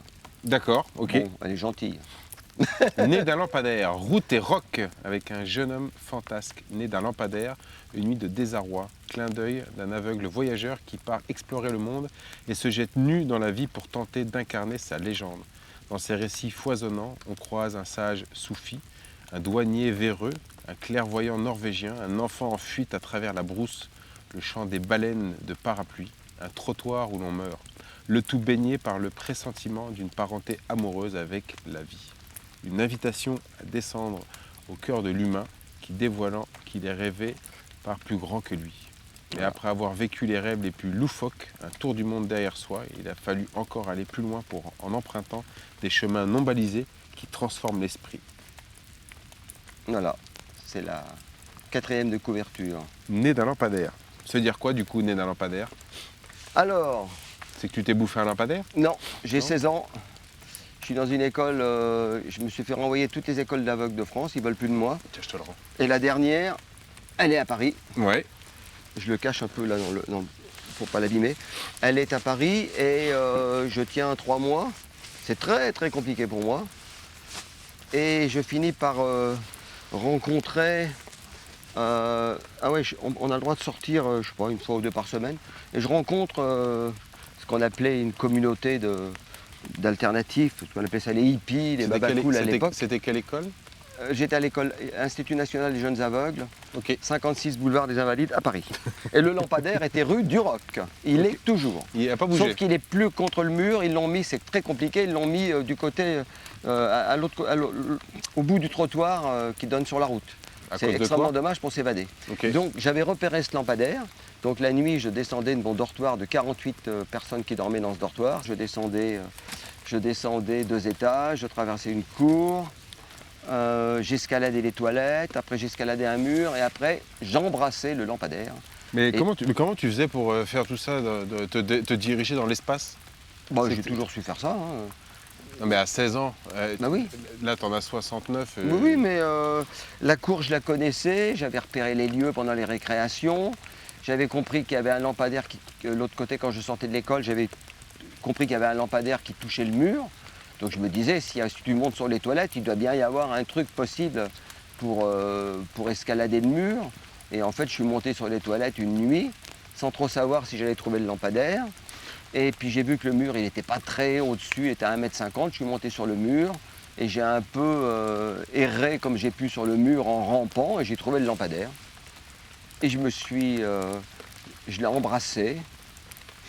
C'est comme ça que ça a commencé. Ouais, et c'est pour ça que le premier texte s'appelle Né d'un lampadaire, parce que je raconte ma première fugue concrète qui m'a vraiment amené à rencontrer des gens qui m'ont vraiment donné envie de partir sur les routes du monde. Mais pas que. Parce que bon, c'est vrai qu'il y a une époque... j'ai vraiment... Je crois que c'est Sylvain Tesson qui met ça dans un de ses bouquins, mais j'ai pas la phrase aussi bien fichue que la manière dont elle est écrite. Mais il dit qu'il y a des gens qui se perdent dans la géographie et d'autres qui veulent apparaître dans l'histoire. Et moi, c'est vrai qu'à l'époque, j'avais vraiment envie de me perdre dans les géographies. T'as fait les Du 5 monde. continents du coup? Ouais. T'as été partout? Je sais pas, j'ai surtout fait caca derrière la haie, ouais. J'aime pas ce mot faire pour voyager, mais... Non mais quand je Excuse-moi. dis... Oui, je suis allé sur les 5 continents, oui. Mais j'ai pas fait le continent de plastique. Non, t'as pas fait? Donc Bah, je t'as pense pas besoin d'aller avec bien toi, loin. peut-être, non? T'as pas besoin il y en a... Tu veux pas qu'on fasse une expé ensemble? Tu vas au large de Biarritz et de Saint-Jean-de-Luz, tu as un continent de déchets. Hein. Ouais, bien sûr. On pourra en parler des heures de cette problématique de pollution, mais ouais, bien sûr. Bah alors peut-être que dans notre projet commun... Bah, tu sais que c'est un truc qui me tient à cœur depuis très longtemps, de mêler les sens et de faire ce projet avec toi, bien sûr. Et je sais que j'arriverai à le mettre en Et place. quel projet? Si on en parlait en 2 mots. Bah de partir, alors au début c'était de faire ça sur un glacier, tu vois, de t'embarquer sur un glacier et de parler du réchauffement climatique, mais au lieu de le voir de nos yeux, c'était de le comprendre avec ton regard à toi. Et des scientifiques qu'on rencontrerait. Exactement. Ça serait Et le intéressant. but c'est de vraiment planter le décor, mais que ça soit quelque chose de très immersif. Oui, et puis avec que toi tu puisses aussi essayer de te mettre aussi un peu à ma place quelquefois. Exactement. En te bandant un peu les yeux pendant, par exemple, si on marche sur un glacier, bon évidemment faut qu'on ait un guide avec nous. Hein. Tu peux pas être en aveugle et moi aussi, ça ferait un peu compliqué. Mais juste pour que qu'on puisse échanger au moins sur les sensations que ça procure d'être aveugle dans certaines circonstances. Ouais. Mais tu sais que je le fais déjà sur mes stages de survie. Hein. Ok. Je t'en avais déjà parlé. Hein. Oui, tu m'avais dit. Ouais, Que je fais en sorte de bander les yeux des fois des gens pour qu'ils puissent se rendre compte de ce qu'ils ont dans leur environnement. Et sur un espace très court, c'est-à-dire 300-400 mètres, eh bien, ils arrivent à percevoir des sons et sentir des choses alors que, je vais dire une bêtise, 15 minutes avant, ils ne l'avaient pas du tout. Parce qu'en fait, tout d'un coup, ils sont privés de leur regard et qui est pour moi, à l'heure actuelle, tout nous guide par le regard en fait. 80% des informations, 90%. Exactement. Si je pose un café devant quelqu'un, il n'a pas besoin ni de le toucher, Non. ni de le sentir, Non. ni de le boire pour Pas du savoir que c'est éventuellement un café parce qu'il est exactement, noir. l'amertume, le goût noisette, etc. Ouais, c'est ça. La tasse est chaude, C'est ça. la fumée sort, c'est-à-dire que c'est chaud, etc. C'est ça. etc. Donc tu as C'est beaucoup d'informations par le regard. Oui. Et le fait de se bander les yeux, tu vois, sur les stages de survie, eh bien en fait, on réapprend aux gens à accepter le fait qu'il y a d'autres choses. Et je leur dis... Une autre écoute, Exactement. à travers d'autres sensorialités. Et je leur dis, il faut être capable de développer ça parce que le danger peut être un danger qui peut être très simple, mais ça peut être un danger très dangereux. Par exemple, un feu qui se déclare un peu plus loin, que vous n'avez pas senti, mais si vous ne levez pas la tête, si vous n'écoutez pas ce qui se passe dans la nature, avec des oiseaux qui peuvent fuir d'un côté violemment parce qu'il fuit le feu ou un prédateur, eh bien, ça peut arriver directement sur vous par la suite et il faut être capable de comprendre tout ça. Et donc c'est ce que j'aime leur expliquer à chaque fois, donc c'est pour ça que je comprends tout à fait le fait de se bander les yeux pour percevoir, vivre les choses différemment et les comprendre. Enfin, en tout cas, moi, ça me ferait beaucoup plaisir, effectivement. Donc pour revenir à mon livre, ça s'appelle, j'aime bien ce mot, je l'ai découvert il n'y a pas longtemps, il faut le dire quand même, en écrivant mon bouquin, ça s'appelle un miscellané. Un miscellané, c'est un mot qui vient du latin miscellana, qui veut dire chose mélangée. Okay. Et en fait, j'ai écrit un petit article là, sur mon bouquin récemment, je disais que c'était une médina littéraire dans laquelle on se perd et qui ouvre des portes en quête de sens, qui ouvre des portes sur des mondes complètement différents. C'est vraiment, quand tu te balades dans une médina, je pense à Fès par exemple, tu ouvres une porte, tu vas découvrir une maison vétuste, et tu ouvres une autre porte, tu vas découvrir un palais. Et en fait, c'est un peu ça, ce genre de livre, où ça t'amène dans des endroits auxquels tu ne t'attends pas du tout. Et tout est un peu confondu. Et puis aussi, surtout, parce que c'est bien d'être voyageur, mais pour moi, le voyage aujourd'hui, même si je ne voyage pas, c'est le voyage. Le voyage est permanent, en fait. Le voyage, il est intérieur, en fait. Le vrai voyage, pour moi, il est du dedans. Habiter son propre pays et essayer de repousser les frontières de l'être qu'on nous a transmis, parce qu'on est quand même beaucoup en représentation dans la vie. La plupart des gens sont en représentation. Ils se racontent des histoires sur eux-mêmes et ils essayent de faire, ils y croient, et ils essayent de faire croire aux autres qu'ils sont ce qu'ils se racontent eux-mêmes. Et par le fait de prendre conscience de son propre pays intérieur et de ses propres frontières, c'est pour justement, à un moment donné, élargir tellement ses frontières qu'on va pouvoir accueillir la vie de manière beaucoup plus paisible et prendre le réel tel qu'il est, quoi. Donc ça parle aussi de ça, de manière un peu poétique, et ça parle beaucoup de rock, parce que je pense qu'à peu près dans tous mes textes, il y a un peu des références à des musiques et à des icônes du rock'n'roll, enfin du rock'n'roll ou de la musique rock, qui m'a toujours... Je sais pas, tu as une sensibilité, toi, à la musique ? Bah oui, bien sûr, et dans toutes mes aventures, tu vois, j'ai toujours fait en sorte d'avoir de la musique,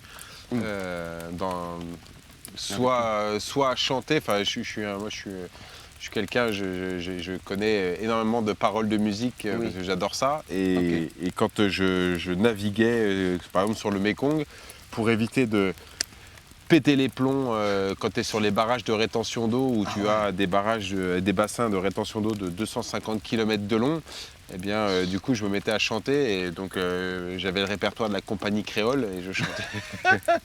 Alors, c'est pas forcément le meilleur truc qu'on ait. Tu chantais en nageant ou tu chantais... Ouais, je palmais et je chantais. Voilà. Palmais, et ça me permettait de penser à autre chose et d'éviter de me dire il me reste encore 220 km de plat à faire avant d'arriver sur le barrage hydroélectrique, quoi.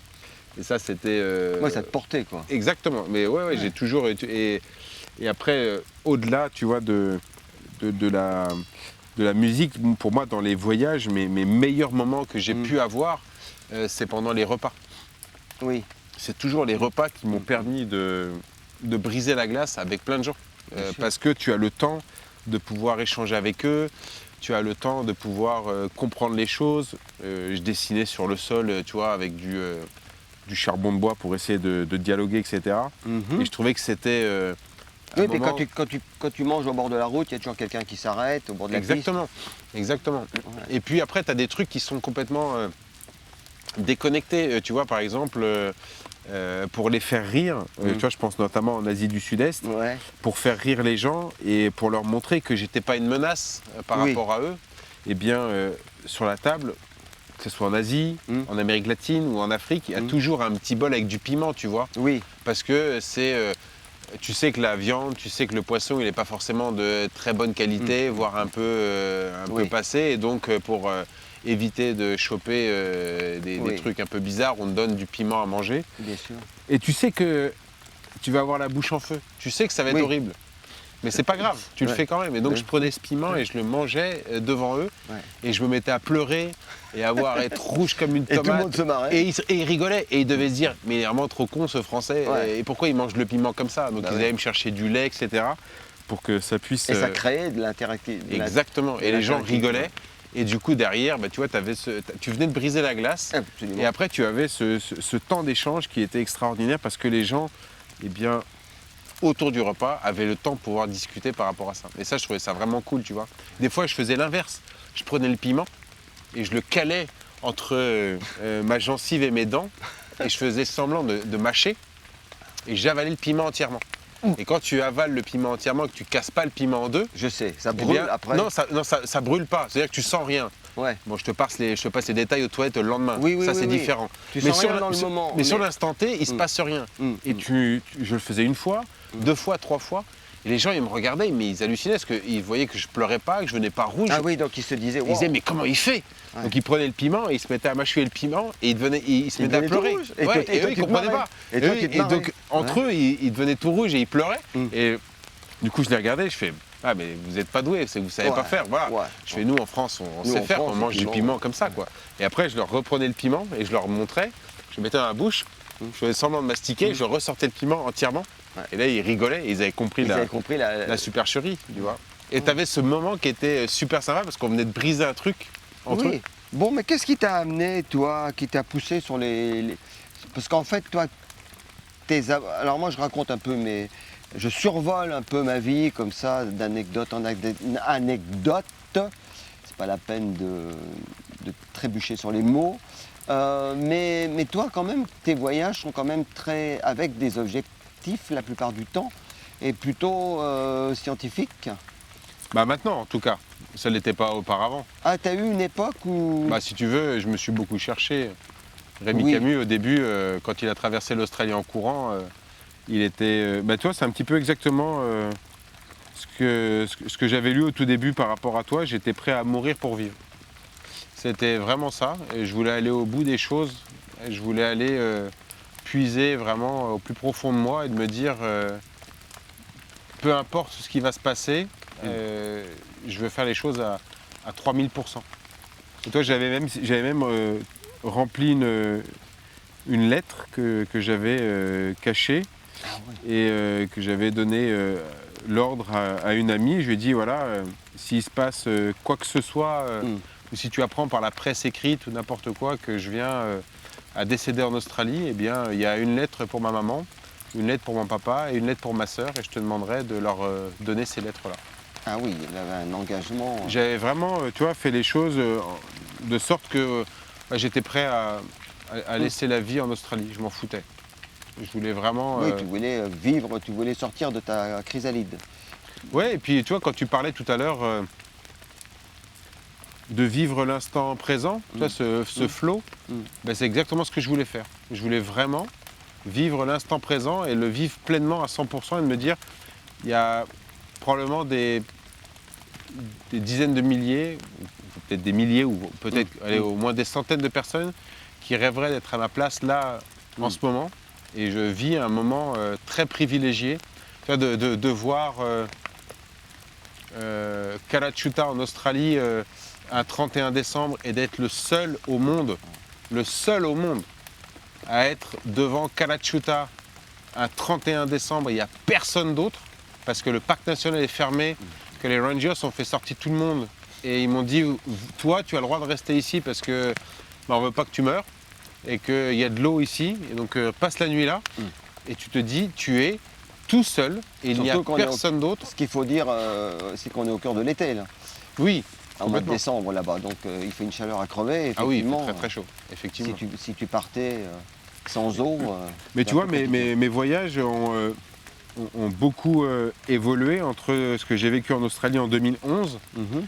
et puis là, tu vois, depuis maintenant presque 3 ans où je suis jeune papa, Oui. où je mets en place beaucoup de choses, notamment sur mes expéditions, où même si avant la sécurité était très importante, elle l'est encore plus maintenant Oui, parce que je sais que j'ai une fille. oui, t'as une filiation. Exactement. Ouais. Et moi j'avais une question par rapport à ça, Jean-Pierre. On en avait discuté pendant nos échanges pour préparer ce Bivouac Stories, Mhm. où tu me disais que toi tu voulais pas avoir d'enfant Non, et Leïla est arrivée. oui. Et comment est-ce que tu as vécu ce moment-là du coup? Mais j'ai vu que derrière mon non, ce refus, euh, j'ai fait une découverte incroyable, c'est qu'il y avait un oui totalement ouvert. Ok. Mais que jusque-là, c'était non. Et j'avais plein, que je te disais tout à l'heure, qu'on se raconte des histoires sur soi et qu'on essaye de valider les histoires qu'on se raconte sur soi en essayant de les faire croire aux autres pour qu'ils pensent qu'on est ce qu'on a envie de se faire croire qu'on est. Enfin voilà, c'est un espèce de jeu de miroir à la con. Et si tu veux, moi, de mon histoire, c'est pas d'enfant, j'en veux pas, ça va me prendre mon temps. Et puis de toute façon, je vais peut-être pas savoir m'en occuper. Et puis si ça se trouve, ma gamine, elle aura des problèmes de déficience visuelle parce que j'ai jamais réellement su. Ah, tu j'ai ne fait- savais pas? non, j'ai jamais su trop dans ma famille si c'était héréditaire ou pas. Ok. Parce que quand je posais des questions autour de ça, ils se renvoyaient la faute mutuellement. Ou mon père disait on va voir du côté de ta mère, ma mère va voir du côté de ton père. Donc j'ai jamais vraiment trop su. Bon, j'ai eu des maladies dans les yeux, mais j'ai eu aussi des accidents et des bastons. Si je commence à raconter mon histoire, comment j'ai perdu la vue, il y en a pour 1 heure, là, si je rentre dans les détails. Mais c'est extrêmement impressionnant. Il y a eu au moins 6 ou 7 problèmes dans ma vie qui font que j'ai perdu la vue. Ok. Notamment des bastons.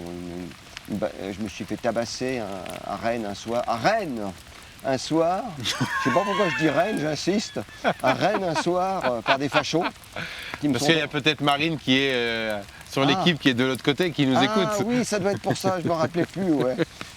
Je fais semblant de ne plus me rappeler. Donc oui, Marine à Rennes. Et qui m'ont laissé en sang sur le trottoir, qui m'ont volé ma canne et tout ça, parce que j'avais pas le même look qu'eux. Et ils m'avaient agressé en me demandant ce que je pensais d'Hitler. J'avais répondu je sais plus quoi, ils m'ont tabassé. Et je ne me suis pas laissé tabasser, je me suis défendu. Ils m'ont laissé sur le trottoir avec un œil éclaté. Et ça, c'est une histoire parmi tant d'autres. J'en ai multiples histoires à raconter là-dessus. Mais du Donc, coup, si tu quand veux, ta fille est je arrivée, reviens à ma fille, ouais. Je me disais, est-ce que, parce qu'il y avait une partie, j'ai eu un glaucome à l'âge de 2 mois. Et le glaucome, je ne savais pas si c'était héréditaire ou pas. Personne n'avait l'air trop d'accord là-dessus. Donc, dans mon histoire que je me racontais, dans le non à la paternité, il y avait tout ça. Est-ce que je serais capable de m'occuper d'un enfant? Est-ce que je ne vais pas lui transmettre des problématiques de vue, aux etc. yeux, ouais, bien est-ce que sûr. patati et patata. Et en fait, quand sa maman, Marie, qui était ma femme, m'a appris qu'elle était enceinte, il y a eu alors comment dire ça, une révulsion. Enfin, je ne pouvais pas l'entendre. Je ne voulais pas. J'étais là assis à table en train de manger une feuille de salade et elle m'annonce ça. Et il y a eu un mouvement, mais c'était un tremblement de terre à l'intérieur en disant mais je veux pas de ça, mais c'est quoi ces conneries, je serai jamais père, je veux pas être père. Puis de toute façon je vais me barrer, et je vais larguer, je vais partir et je vais tout Larguer laisser les tomber. amarres et hop. Larguer les amarres et je me casse et ciao. Et en fait, en racontant ça, il y a eu une joie et il y a eu un oui immense qui est monté derrière. Ok. Mais vraiment, C'était J'étais- voilà. une délivrance, non? une délivrance. Ouais. Ah ouais? Ah ouais. Ah bah une délivrance, oui. Et c'est une des rares conneries que j'ai pas faites dans ma vie, tiens. C'est d'avoir un enfant. Coucou Leïla, si un jour tu m'entends. Du coup, tu as voyagé avec elle? Ouais, bah oui, à 2 ans, elle Tu était disais qu'elle était dans ton sac à elle dos, était non, dans c'est pas mon ça? sac à dos au Sénégal. On a beaucoup voyagé, ouais. Et puis après, on est parti, à partir de 10, 11, non, 12 ans, on partait. Sa mère nous laissait partir que tous les deux. Mais quand elle était toute petite comme ça, Je partais avec sa mère et elle. t'avais pas peur, tu vois, avec le fait de ne pas avoir la vue, de te dire s'il se passe quelque chose, comment est-ce que je vais gérer les trucs par rapport à ma fille? J'ai jamais été là-dedans, en fait. Ah ouais? Mais je le suis jamais, même maintenant, hein. Je sais pas comment te dire ça. Je suis allé quand même, j'ai fait des trucs quand même un peu compliqués, tu vois. J'ai vécu pendant 2 mois et demi en forêt avec les chercheurs d'or en Amazonie qui étaient pas des anges. Je ne veux pas détailler. Bah si, justement, il faut détailler. Non, mais je veux dire, quand tu es avec des chercheurs d'or en Amazonie, j'étais avec très clairement des tueurs, enfin des Bah gens, oui, oui, des oui. gens qui tuaient, mais vraiment. Et Pourquoi tu t'es retrouvé là-bas, toi? parce que je... Tu voulais faire chercheur d'or? Oui, ben j'ai été chercheur d'or, j'ai été garimperos, ouais. Le seul aveugle garimperos sur cette terre. Et t'en as trouvé au moins? Pas aveugle ou barjot plutôt avant d'être aveugle. Et t'en Bah, as trouvé? on en a un peu trouvé, mais on a surtout beaucoup traficoté. Tu vois, c'est une trop longue histoire. Il faudrait faire une bivouac story autour de cette histoire. Parce que c'est assez fada, ce qu'on a fait. Mais ça m'a jamais inquiété en fait. Ok. Mais jamais. Je ne sais pas pourquoi. Peut-être que c'est de l'inconscience. Mais je me suis retrouvé des fois dans des situations avec un pote, des situations assez compliquées, en Amazonie ou ailleurs, hein, ou en haute montagne. Et c'est vrai que le copain, il aurait eu un problème, ça aurait été très compliqué, voire impossible pour moi de gérer la suite. Tu vois. Bah bien sûr, ouais. Je me souviens en montant aux sources du Gange à pied, avec un pote. À un moment donné, mon pote, je marchais apparemment trop vite. Et comment on appelle ça, il s'est allongé sur le chemin, il ne pouvait plus marcher. Il ne pouvait plus marcher du tout. Il était complètement anémié. Ok. Ça faisait des jours qu'on faisait pas mal qu'on marchait beaucoup. Et là, on était en altitude, on était à 4000, 4200. Et mon pote, il n'arrêtait pas de me dire, marche moins vite. Mais je dis, mais attends, il faut qu'on se dépêche, on va aller au glacier, redescendre ce soir. Il avait le mal aigu des montagnes, non? Et non, non, il a eu... On est rentré quelques jours après en France, là ça faisait 1 mois et demi qu'on était en Inde. Il est resté 8 jours couché avec une anémie. Il était complètement... Incroyable. Alors déjà, il faisait ce qu'il ne faut pas faire. Il buvait 10-15 litres d'eau par jour. Ok. Et il virait tous ses sels minéraux. Enfin, il ne faut pas faire ça. Trop boire, faut pas. Quoi. Trop boire. Quoi. Ça l'a complètement épuisé, en fait. Et surtout en mangeant du riz et quelques bouts de légumes, là, comme on faisait à l'époque. Et je veux dire, il était au bord du chemin et il ne pouvait plus marcher. Et j'étais tout seul. Le chemin devait faire 80 cm de large à cet endroit-là. Et puis il y avait le vide qui tombait dans le Gange, peut-être 50 mètres, 100 mètres, 200 mètres plus bas. Tu vois. Et j'étais là. Je dis bon, je me suis assis tranquille. Et puis je me suis pas affolé. Je me suis pas affolé. Et il y avait des gens qui passaient. Hein. Il y avait des Shivaïtes qui montaient, tout ça. Qui ne parlaient pas forcément anglais. Mais je ne me suis pas affolé. J'ai pris décision. Je l'ai un peu massé. J'ai essayé de lui parler et tout. Puis j'ai vu qu'il était complètement épuisé. Je l'ai laissé dormir. Et puis au bout d'1 heure, à peu près, j'en sais rien. Je dis 1 heure, mais je sais rien.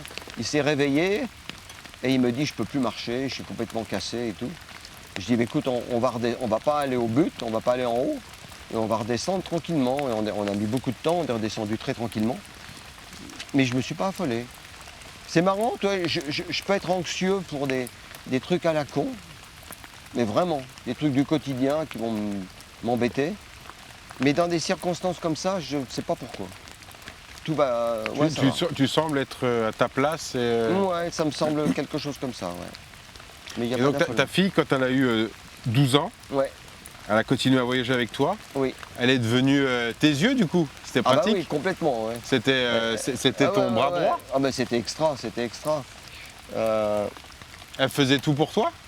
Bah, elle faisait tout, elle me guidait. Oui, c'est ça. Quand je dis elle faisait tout, elle était devant et elle donnait le pas. Ouais, elle me donnait la main ou le bras, bien sûr, hein. et elle me guidait, tu vois. C'est un chouette moment de complicité que je trouve. Arrête, c'est fantastique. Mais on fait ça depuis des années, là. si tout va bien, on va partir au Vietnam cet hiver ensemble. Vous allez faire quoi? Oh, bah, on va aller on va aller voyager au Vietnam, tu vois. Moi, j'ai très envie de descendre dans les grottes déjà. Et il y a la plus grande grotte du monde. Exactement, c'est ce que j'allais dire. Et Très, très impressionnant. On n'a pas. T'es descendu dedans? Alors, je ne suis pas Parce qu'on n'a descendu pas le dedans. droit, normalement. J'ai beaucoup entendu parler de cette grotte parce qu'ils avaient l'intention, à l'époque au Vietnam, Ouais. de faire passer un train à l'intérieur. Non. Si. Et ils ont fait des études, etc. Et ils se sont aperçus que c'était pas possible. Et après, c'était un truc qui était classé, et voilà. Donc, Non, puis c'est désastreux. Il y a des animaux, il y a une forêt, il y a un lac. Bien sûr. Écologiquement, c'est. Mais ils avaient l'intention de faire un truc comme ça, ouais. Mais moi, j'aimerais bien me débrouiller à trouver une permission quelconque pour y aller, quoi. À l'intérieur? Ok. Je sais pas. Ça peut se faire. Hein. La Société des explorateurs français, vous n'avez pas un petit papier à nous faire? Faut bien que vous serviez à quelque chose. T'as le droit de rire. Le message est passé. Ouais. Et du coup, tu continues de voyager avec Leïla souvent? Bah, on essaye de. La dernière fois, on est allé en Grèce pendant un mois. Ouais. On est allé voir des amis dans une île. Et puis après, on est allé se balader dans le Péloponnèse. Bon, on avait loué une voiture, tu vois, et puis on regardait des endroits et on faisait des petites randos. Ouais. On aime beaucoup faire ça. Ouais. Bah, c'est une manière de se retrouver Bien et sûr. de vivre un quotidien, tu vois, d'être 24 heures sur 24 ensemble. C'est de faire le point de l'année qu'on a passée parce qu'on ne se voit pas souvent. C'est un moment privilégié à Totalement. à Mais vous c'est deux, merveilleux, entre- tu vas voir à quand vous tes deux. enfants vont grandir aussi, s'échapper avec ta fille, Ah mais je n'attends que ça. seul à seul, c'est wow. Je n'attends que ça. D'ailleurs, tu Oui. devais pas faire un truc, l'Odyssée d'essence? Ah oui, c'est vrai, ouais. Mais toi aussi, tu dois faire des trucs. Oh mais moi je Tu dois pas descendre le Rhône dans les Oui temps mais qui moi ça viennent. sera après, moi t'inquiète pas. Là, non, ça sera après, Là, parce que là, on parle de Jean-Pierre, moi. Non, mais on parle de Rémi aussi, on est deux. Non mais moi ça sera en septembre et ce sera sur une cartographie des polluants éternels. Voilà, on est sur de l'analyse scientifique pour étudier un petit peu ce qui se passe à travers l'eau qui est extrêmement polluée. Voilà. Ce qu'on appelle les polluants éternels. C'est ça, exactement. Ceux qui ne se dissolvent pas. Exactement. Et vous allez descendre le Rhône Du glacier à la mer Méditerranée. Ah, Avec, oui. Bah, tu verras avec l'eau- l'équipe. Tu vas voir la couleur en Suisse. Dès que tu arrives sur Lyon, c'est plus la même couleur du Rhône. Hein. Ah ben je sais, ouais. Je c'est connais très bien. impressionnant. Je connais bien. Ouais, je sais que tu connais bien, mais il est beau le Rhône avant. Alors je bouge pas mal, je vous explique s'il y a des gens qui me regardent, c'est que j'ai un peu mal au postérieur. T'as pas assez de gras, c'est pour ça. C'est ça, je manque de Donc tu gras. vois, moi j'ai pas mal au cul. Ah ouais, Incroyable, hein. mais c'est parce que tu as du muscle. Exactement, c'est parce que tu vois, je me concentre là-dessus. Donc c'est quoi l'Odyssée d'essence? L'Odyssée d'essence, c'est un projet qu'on a de film et d'aventure avec notre ami Lucas Lepage, Ouais. qui va être notre mâcheur. Et je vais partir avec ma fille l'année prochaine au mois de mars. Super. Et on va faire à peu près 300 km avec les chiens. Ça avait été ajourné, c'est ça? Ça a été ajourné là pour le mois de mai. Parce Pour quelle que raison? depuis 27 ans, ils n'avaient pas eu un manque de neige pareil. Et Incroyable. Lucas m'a appelé l'autre fois en me disant mais Jean-Pierre, je peux même plus sortir à la journée avec des touristes, toi, donc on ne peut pas faire une expé, c'est pas possible. Et l'idée, c'est de parler effectivement de l'inclusion, de la pluie, non, de la neige. Je dis de la pluie, je rigole parce qu'elle est en train de s'intensifier, mais c'est Bivouac Story. Hein. Les bivouacs, parfait, on là. les fait au zénith, sous la pluie, sous la neige. Donc voilà, notre bivouac, ça sera l'Odyssée d'essence. Et on va parler de la transmission, de l'inclusion. Et Ok. on va réaliser un film avec ça. Ouais. Bah, je trouve que c'est extraordinaire parce que c'est un côté très immersif Oui. de partage. Oui, Et puis on en revient un petit peu sur ce qu'on avait dit nous, tu vois, c'était sur le partage d'essence, bien sûr. de se retrouver dans la glace. Et puis il y a l'inclusion, il y a Oui. le côté avec les chiens aussi, tu vois. Le rapport avec les animaux, ça va être... surtout qu'il y a beaucoup de choses qui passent par la vue. Donc j'ai vraiment envie de découvrir le rapport que je vais avoir avec la meute de 25 chiens. Et puis aussi, la neige, quand tu es aveugle, tu n'as plus de repères du tout. Et ça, c'est très très intéressant. Je vais être obligé de dépendre à 100% des copains, là, tu vois. Mais je pense que quand tu es avec la vue, quand il y a de la neige partout, t'as pas plus de repères que ça. Hein. Oui, mais sauf que toi, tu peux en avoir un petit peu. Tu vois, avec un arbre qui dépasse, un truc, mais moi, j'ai plus rien.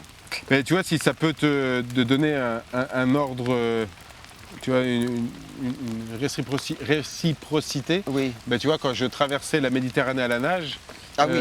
Ah oui. j'aurais été Tu voyais rien. aveugle ou avec la vue comme j'ai pu l'avoir, c'était la même chose. Absolument. L'eau est bleue, le ciel est bleu, C'est tout ça. est bleu. Et si je te montre mon tracé GPS, c'est juste bon, c'est un enfant bourré de 3 ans qui essaye de dessiner. Ouais, parce que tu vas dans tout, tu vas à Parce gauche, que à tu n'arrives droite. pas à garder un cap Bah, tu bien peux droit pas. pour pouvoir avancer, quoi. Tu peux pas, ouais. Ouais, ça rajoute beaucoup de kilomètres. Et comment ça marche quand tu traverses, quand tu nages comme ça? Est-ce que tu vois à quelques mètres devant toi? Alors, tu vois rien de plus parce que c'est de l'eau, mais est-ce que tu vois à quelques mètres devant toi? Bah, l'avantage de la Méditerranée, c'est qu'elle est relativement claire et limpide. Mhm. Donc on arrive à avoir une visibilité à 15-20 mètres de profondeur. Ah, quand même. Après, ce qui est difficile, c'est de réussir à estimer tu vois, la profondeur, parce que le fait d'avoir une eau légèrement bleutée, plus mélangée au sel, ça te perturbe sur la profondeur exacte. Ah, ça mélange le. Et puis, tu vois, quand on nageait, tu avais des bancs de thon qui passaient en dessous de moi. Et les thons, ça peut faire tu vois, une taille relativement conséquente. Oui. Et j'avais l'impression que c'était des trucs qui mesuraient 30 cm. Et je suis persuadé qu'ils ne faisaient pas 30 cm. C'était des machins monstrueux. Mais tu avais l'impression qu'ils sont tout petits. Donc ça perturbe vraiment la vue, le regard. Oui, puis l'eau grossit ou non? Ou Bah ouais, rapetisse, non? t'as cette problématique, je dis, en plus avec l'eau salée, où tu as une vraie perturbation des sens et du regard, parce que tu n'arrives pas du tout à voir exactement les choses comme elles peuvent le paraître si elles étaient vraiment en face de toi, naturellement. Et est-ce que tu vois la côte est-ce que tu vois la côte quand tu nages? Enfin, Tu là, vois t'étais rien. loin, Bah, non, mais là, t'es très loin. au début, tu vois la côte Que tu quittes. exactement. Et Mais- puis, une fois que tu es en pleine mer, tu penses que la côte monégasque n'est pas si loin que ça, parce qu'il n'y a que 180 km. Oui, mais quand même, ouais. Mais quand tu te retrouves à environ 100 km des côtes, des deux côtés, ben en fait, tu ne vois ni d'un côté ni de l'autre, Bien et il y a sûr. du bleu partout. Mais c'est extraordinaire de se dire, je suis perdu en plein milieu de l'océan, en train de Ouais, nager. t'es immergé dans le bleu, enfin, Exactement, dans les c'est extraordinaire. différents bleus, quoi. Exactement. C'est ce que je trouve passionnant, tu vois, dans ces aventures-là, c'est de découvrir des nouveaux sens, des nouveaux trucs, des choses que j'ai jamais été explorées auparavant. D'ailleurs, Oui. toi, Jean-Pierre, 69 ans, qu'est-ce qui te reste encore à explorer ou à voyager? Est-ce qu'il y a des choses, des endroits? Bah, ça va dépendre de la crise cardiaque cette nuit. Mais si j'arrive à la Je te surmonter, promets, franchement, regarde, on dort sous le tipi, ouais. c'est relativement abrité, on est bien. Ah Donc, oui, oui, non, mais on est très bien, oui. Donc il n'y a pas de crise cardiaque. D'accord, pas de crise cardiaque. Qu'est-ce qu'il me reste à explorer? Qu'est-ce qui te ferait rêver encore à l'heure actuelle, des endroits? Est-ce que c'est des lieux ou c'est des gens à rencontrer, des expériences à vivre? Alors, directement, d'avoir encore plus de sérénité et de paix intérieure.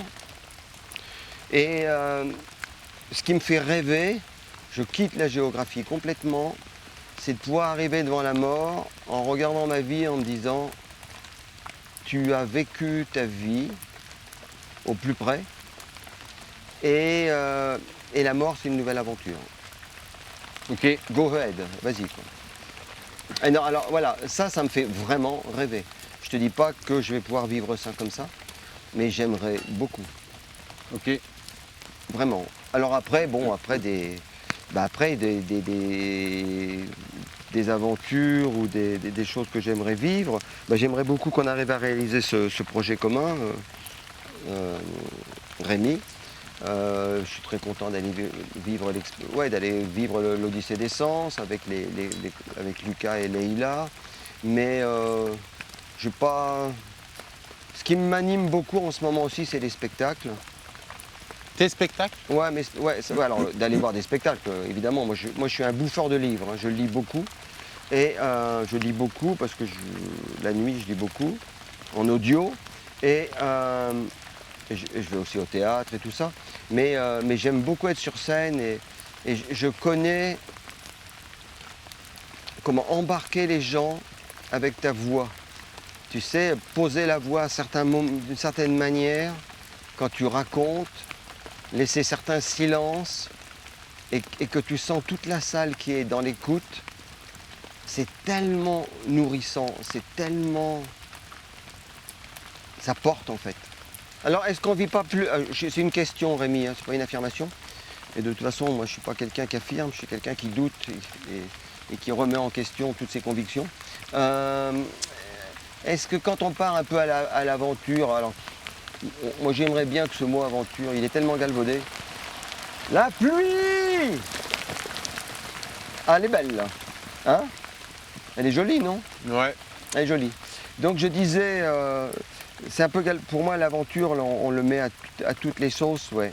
Mais quand on a un objectif, est-ce qu'on ne serait pas un peu moins disponible au fait que quand on part un peu Moi, j'aime beaucoup, par exemple, arriver dans un pays et je ne sais pas du tout, j'ai pas de but, je ne sais pas ce que je vais faire, je ne sais pas ce que je vais aller voir, pas voir, machin, enfin voir à ma manière. Hein. Ouais, ouais, ouais. Et souvent, par exemple, où j'ai passé beaucoup de temps en Inde, ce que j'aimais beaucoup, tu vois, c'était dans une ville en Inde. Tu prends un bus et puis qui t'amène dans un bled à 30 km par exemple de là, tu descends n'importe où, tu te balades à travers les rizières, tu rencontres un peu les gens, au village, tu vas boire le thé au bistrot du coin, tu essaies d'échanger avec eux quand tu as des rudiments de langage commun. Et puis après, bah, tu reviens le soir, par exemple, à la petite ville. Et j'aime beaucoup ce genre de... C'est simple, toi, il n'y a pas grand-chose à en dire, si ce n'est que c'est profondément humain, tu vois. Et tu vois, je vais te partager ce que m'a dit Fanny. Donc Fanny, c'est une nana qui nous a interviewé il n'y a pas très longtemps sur une table ronde, il y a quelques semaines. Et c'était très très drôle parce qu'elle a un rituel avec une amie à elle. Elles prennent le train, donc elles se dirigent, donc elles habitent Paris. Elles vont à la gare, elles ont des dés dans les mains. Ouais. Et elles jettent les dés, Ouais. et en fait les dés vont leur dicter le train qu'elles vont devoir prendre. Ok. Une fois qu'elles montent dans le train, eh bien, elles relancent les dés pour savoir à quelle station elles vont sortir. Super. Et comme ça, elles sont arrivées dans des endroits improbables, un peu partout en France, à Néronde ou je sais pas où. Et elles expliquaient, mais c'était très drôle parce que jamais on n'aurait mis les pieds à cet endroit-là. Et en fait, on se laisse guider juste. Alors, elles ont un objectif, parce qu'il est dicté par les dés. Et voilà. Oui. Et toi, moi, dans mes expéditions, j'ai un objectif qui est un objectif, j'allais dire, pyramidal. C'est-à-dire que le haut de ma pyramide, c'est je veux descendre le Mékong en hydrospeed. Et mon objectif, c'est d'arriver dans la mer de Chine au Vietnam. Oui.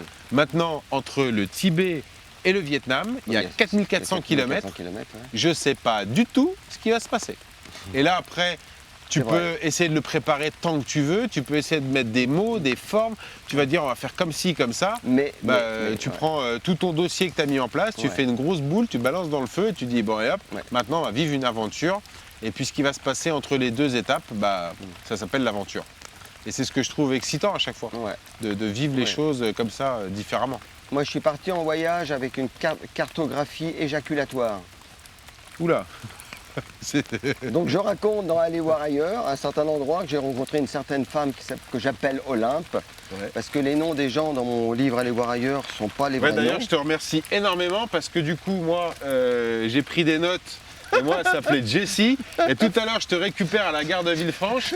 On discute et j'ai dit alors, c'était cool le train. Elle fait, ouais. Et tu sais que je suis déjà venu à Villefranche-sur-Saône. Je suis bah ouais, je me souviens avec Jessie.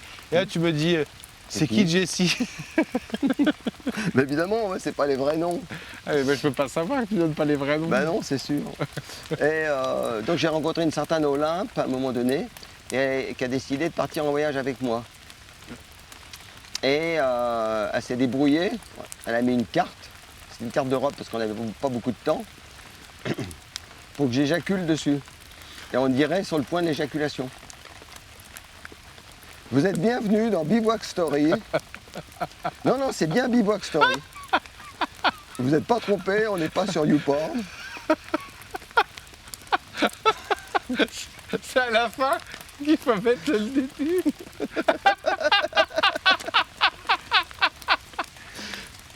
Bon, on regarde les meilleurs pour la fin, puis de toute façon, je vais vous dire un truc, on va regarder... Du coup, t'es parti où?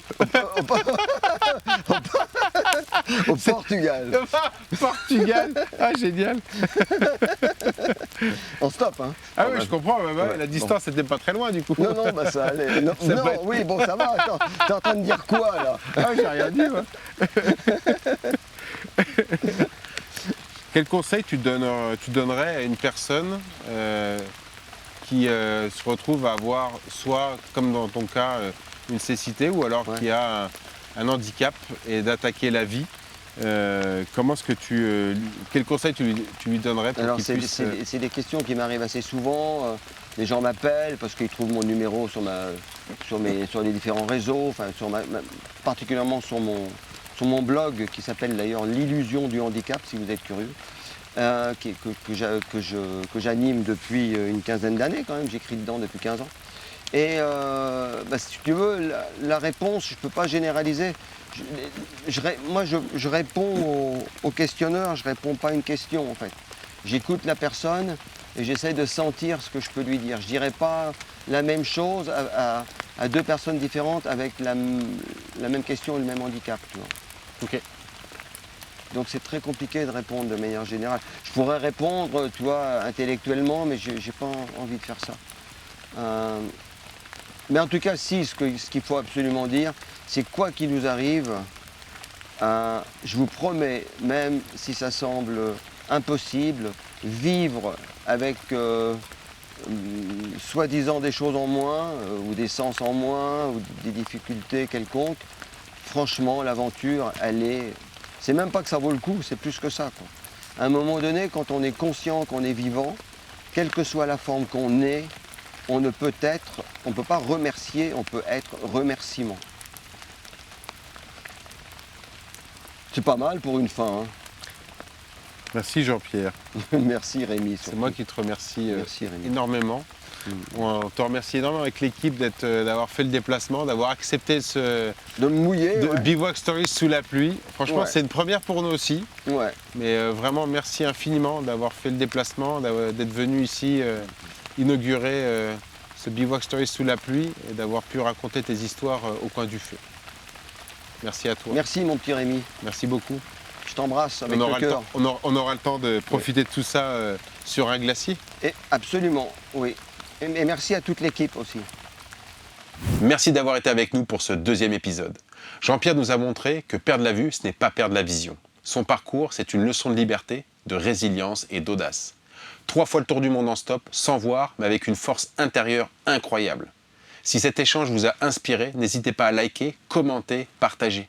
Vos retours comptent beaucoup et ils permettent à ces histoires de continuer à vivre. On vous donne rendez-vous très bientôt pour un nouvel épisode, Au coin du feu. D'ici là, continuez à explorer, à rêver et à dépasser vos limites. À bientôt sur Bivouac Stories.